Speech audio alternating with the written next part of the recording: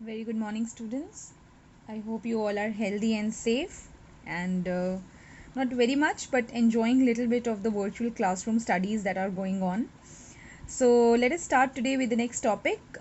हमने last topic में different models of evolution को discuss किया था. So till now I believe that कि इतनी चीज़ें आपको clear होंगी that how humans have evolved from primates to sapiens. क्या बॉडीली चेंजेस हुए, क्या स्किन टेक्सचर में चेंज हुआ, एंड किस बेसिस पे हिस्टोरियंस ने डिबेट करना स्टार्ट किया that whether humans were originated in Africa only और in different regions.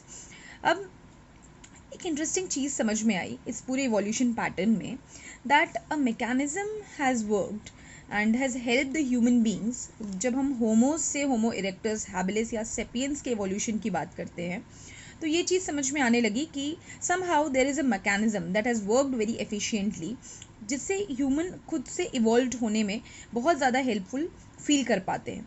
So that mechanism here is called as positive feedback mechanism. Fine.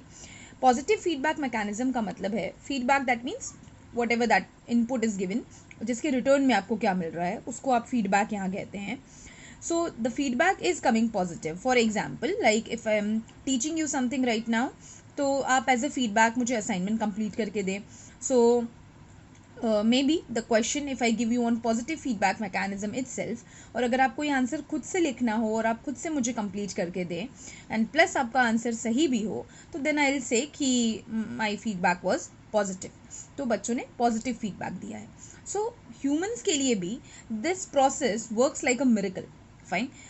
For evolutionary process positive feedback mechanism से हम समझेंगे that it is basically what it's a process in which evolution in one part of body helped another part of body to evolve into something better.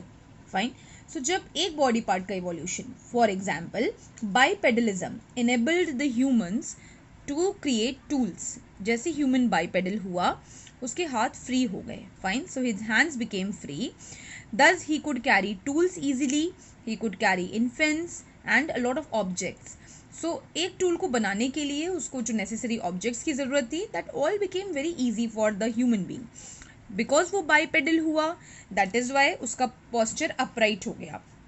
तो अगर hominid bipedal ना होता तो होमो erectus कभी upright ना होता. राइट. एंड सिमिलरली बिकॉज अब वो एकदम सीधा खड़ा हो गया है सो इस विजुअल सर्विलांस, सर्विलांस का मतलब निगरानी रखना, दूर तक देखने का. अब उसकी जो नज़र है वो तेज़ हो गई है. किस पे निगरानी रखनी है यहाँ पे? एनिमल्स के ऊपर, बिकॉज आपको हंटिंग करनी है. So his visual surveillance increase rapidly. Now he could walk for a very long distance. अब वो हंटिंग, फोरेजिंग जैसी एक्टिविटीज़ कर सकता है, रनिंग कर सकता है. सो उसके लिए अब अपने फूड का इंतज़ाम करना ईजी हो गया बिकॉज वो बाईपेडल है. And because he is doing engaging himself in all these activities together. तो टूल मेकिंग से मैंने आपको पहले भी एग्जाम्पल दिया था कि आपका दिमाग बिल्कुल मशीन की तरह है. राइट. सो मशीन को जितना यूज़ करते हैं वो उतना अच्छा वर्क करती है. ये नहीं यूज़ करते हैं तो रस्टिंग हो जाएगी. सो अब बिकॉज वो ब्रेन को कंटिन्यूसली यूज़ करता है टूल मेकिंग में तो उसकी ब्रेन का साइज़ और कैपेसिटी दोनों बढ़ गई, जिस वजह से वो सिर्फ होमो इरेक्टस और हैबिलिस बन के नहीं रहा, रादर देन उसका इवोल्यूशन किस में हो गया? होमो सेपियन में हो गया. सो पॉजिटिव फीडबैक मैकेनिज्म एक ऐसी प्रोसेस है जो हमें ये बताती है कि इवोल्यूशन पैटर्न में one part of evolution, one part of body when gets evolved, it enables and it provides a positive feedback to another part of body. For example, when human became bipedal, that means जब leg का evolution हुआ या spine का evolution हुआ and posture became upright, that it did help to increase his visual surveillance, his brain capacity and his capacity of carrying the objects. So all the things together worked in a very positive manner for a human being. Is that clear? So let us move to the next topic now, that is